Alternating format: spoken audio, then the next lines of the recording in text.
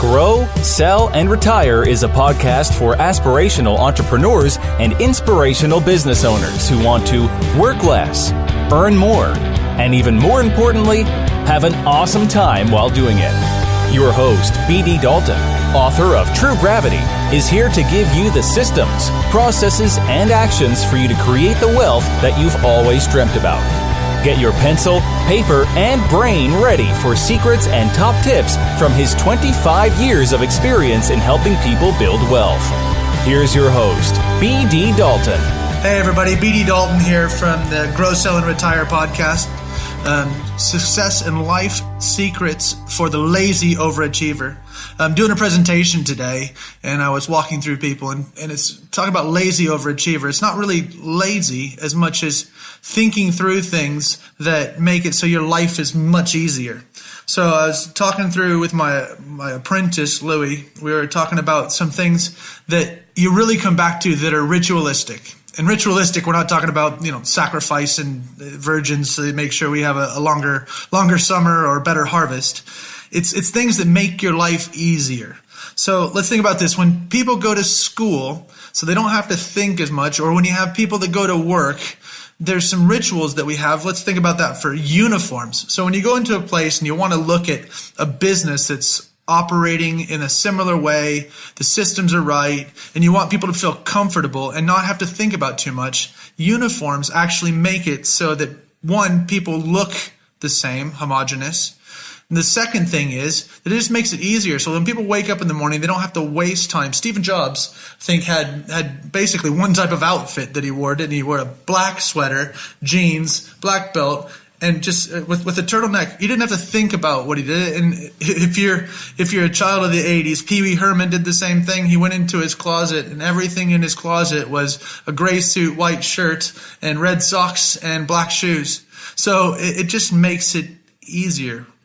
But when you look at it, some other things that are ritualistic that we put into our lives and people get hooked on, not everybody, but exercise. People, ritualistic, when you look at the way that people get into, Louis is a personal trainer, does boxing, he loves all sorts of things that have to do with just staying fit. So people get into these exercise routines. They get into this, whatever the new craze is. You get Zumba, you get Thai boxing, whatever else it is. People just get into it. Look at this CrossFit, Tough Mudders, all these different things where people are running around doing crazy things, but it's a ritual. People get into it. They buy the t-shirts, they buy everything else, all the gear that goes with it. They go to CrossFit gyms. They get into the exercise ritual, which is a great thing. But sometimes we take those rituals a little bit too far. The other one, and Louis was looking this up and thinking about it, and Louis' dad he has a boat that he works on in his side time. So do you have something that distracts you, that takes it so that you get out there and you don't have to think about work, you don't think about regular life, the stresses of paying bills, everything else, dealing with clients? Let's think about this. Is there a thing that you do? Mine's water polo, because when I'm playing water polo, all I'm thinking about is playing water polo. I don't think about anything else. And I'm sure Louis is boxing. He has to sit back there. And when you're in the ring or when you're in the water and you're getting ready to go for the ball, you're not worried about, oh my gosh, did I leave the lights on? Is the stove still on? Oh, did I forget to walk the dog today? Is it Bill in accounting? Is he upset with me because I didn't put in any money for the Christmas charity due? You don't think about that. You just think about when you're there. So those rituals that you have that distract you from your regular life, your regular business are great. We just came out of January, and a lot of people, Louis was talking about veganuary. So, did you give up meat for January? Did you go through the ritualistic thing like I do every year of dry January? Do you try to get fitter throughout that time frame? What does it look like when you are going through rituals? How can you use rituals to make you a lazy overachiever? If you're a long-term listener, or even if you're new to this, I love things in threes. Threes are simple to remember. So what I'm going to do is I'm going to give you 3 different sets of 3 items. We're going to do the first one around energy, the second one around focus, and the last one around time. They're my favorite things: energy, time, and focus. We're going to run through those. I'm going to give you 3 things to make sure that your energy levels are high, 3 things to make sure that your focus is brought back into the room, back into the business, and you get away from those negative thoughts. And the very last thing is 3 things based around time to make you that lazy overachiever, that person that is making more with less. So the first ones, let's think about this. So energy is the first one. The 3 rituals that you can go through, and this is anywhere from Oprah to Anthony Robbins to some great sports legends like Muhammad Ali that walk through this. First one is breathing. So if you want to get your energy back, right, if you have a Fitbit or you have something like that, there are breathing sessions on there. So if you want to raise your energy level, sometimes it's accelerating your breathing, sometimes it's decelerating your breathing, taking 30 short breaths or 30 long breaths. It fills your body with oxygen, it fills your brain with oxygen, it gets you revived, it gets you moving again. Second thing is, so we're breathing. Second thing is we're walking. So you should get up, and your Fitbits are great at this, and I'm not here to advertise for Fitbit, but it makes you think. It's very Pavlovian. It makes you think, you know what, I haven't done 250 steps in the last hour. I need to get up and move around. I need to get up and do something, because a sedentary body and a sedentary mind is a sedentary business. Because if you're not moving, then your business isn't moving. Sometimes we get stuck at a desk. Sometimes we get stuck behind emails. But in general, if you're moving, everything else around you is moving, and it's great. I tell people when they start talking on the phone and they start getting down and they feel their energy going down, they should get up and move. So get out and walk. The last one, if I didn't just say it enough times, is move. So even if it's twitching around, if it's stepping up, going up and down the stairs, just get out and move locations. So if you want to raise your energy, and I'll sit in a desk for a little while, then after that I'll go sit in a coffee shop, then I'll come back to the desk, and then I'll go sit in a restaurant. And you don't always have to spend a lot of money to be moving around, because if you can change your environment, you see different people around you, and that also changes your energy level. And it's great, especially if you're in some of these group working scenarios. So if you're in an open plan office, go to a different floor. Go sit in the atrium. Go do something else that makes it so that you are seeing something else in that building. Move around and make sure that everything is available to you and you're changing your surroundings. So that's breathe, walk, and move. Now let's get on to the focus bit. So we've had some energy. Now we're going to bring some focus back in. When things start going really rough, we just went through January, which here in the UK, you have to pay your taxes.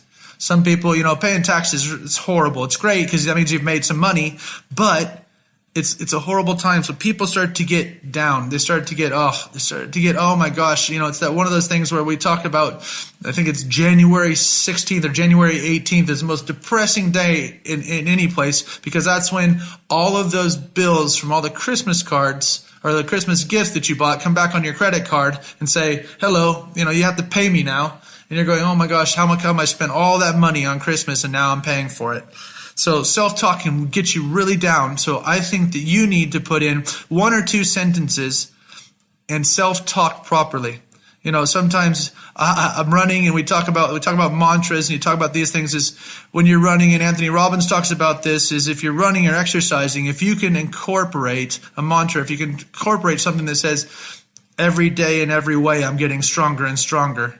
Every day in every way, I'm getting better and better. If you can get something that plays through your head in negative times, your self-talk can take you to a whole new level. Because if you're beating yourself up all the time, it takes its toll on you, because you've got to be your best friend, because in hard times, sometimes you are your only friend, and you've got to fight your way through it. Then Louie and I were talking about, and I was reading something, and I've put myself in for this thing that says, what music has influenced your life? And I was thinking about some of the better songs that keep it there. Good Riddance by Green Day. And also there's Beautiful Day by U2. And there's some other songs that just make me think. Underdog by Kasabian. So if I hear any of those songs, I just stop and I start smiling. I start thinking about it. So think about what music can change your mood. Sometimes if you get in the car and you've been having a hard time, a hard day, throw on classic music. It is so hard. Even if you hate it, it is so hard to be upset and to be hyper when they're playing classical music, unless it's like the overture, William Tell overture or something like that that's very upbeat. But in general, classical music will lower your heart rate, lower your blood pressure, and get you straight thinking. So classical music or just music. The very last thing is If you don't do it, even if you're not any good at it, doodle, draw, write, do something that takes either your energy, your anger, your focus, your happiness, and turns it into a picture, a poem, a scribble on a piece of paper. I'm a big fan of just doodling all over paper, drawing and doing all sorts of things, because art will sometimes get out the goods and the bads and the expressions that you have all over the place for you. So that's self-talk, music, and art. Now let's get down to the time. So you've had energy, you've had focus, now we've got time. So I've talked about it lots of times, but Peter Bregman wrote a book called 18 Minutes. And if you want to refocus yourself, what Peter Bregman talks about in 18 minutes is 5 minutes in the morning. You need to assess what you did the night before and plan your day. Make sure that everything is ready to go and tell yourself what you're going to be doing that day. And reorganize a plan that you've put in place the night before. So you should already know what you're going to be having for lunch the next day. You should already be knowing who you're going to talk to, what's going to happen in your day. Get yourself organized in that 5 minutes in the morning. So this can be over a cup of coffee. It can be while you're doing some lunges waiting for your cup of coffee. It can be a couple of press-ups and you're thinking about your day. It can be while you're reading or listening to a podcast, but focus your day and make sure it's positive. Start out that way. Then every minute for your 8-hour day, on the hour, have something ping on your laptop, on your watch, on something every hour that says, hey, what were you doing a second ago? You need to now get back into it. So if you were supposed to be working on these reports or this client or whatever it was last hour, and you got focused on something else because somebody wanted you to go out to lunch, because somebody had a phone call, a client issue came up, refocus yourself on that every minute. So that's 5 minutes, then 8 minutes, so that's 13. And then those last 5 minutes, or the last 5 minutes just before you go to bed, write down a list of 5 good things that happened in your day that day.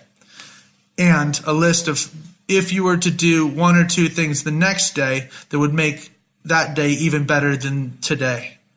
So that's 18 minutes. That's Peter Bregman. If you haven't read that, you definitely need to go out and check that out. In your day, do 1 hour of power. 1 hour of power is either 1 hour of focused sales calls, 1 hour of focused management experience. So if you have people that you need to do one-to-ones with, do 15 minutes 4 times, and that's your hour done. So your hour of power is get your focus back. Get that really engage with whatever you're supposed to be doing to make that happen. And then 1 time every half day, take 15 minutes and have a wander. So this could include your walk. This can include your moving around and your music and a 15-minute break. Get yourself out of the office. Get yourself into another office. Make sure you've moved around and go someplace for 15 minutes. Focus yourself outside of what you're supposed to be doing. Remember who you're doing this for, your kids, your family, your holidays, whatever else it is. Stay focused on that, and you're going to have a much better life. So what rituals are you putting in place to make sure that you can have a better day and you could be a lazy overachiever? Make sure you check out the new book, got Grow, Sell, and Retire. New website's coming up, and that's at bartdaltonconsulting.com. We're looking forward to doing some more stuff with you. If you want the team to come out and do a team talk with you, we've got a great way to make sure that we can tear apart and put back together some horrible scenarios or some great scenarios to make your sales better, your teams better, just your workplace to be a great one.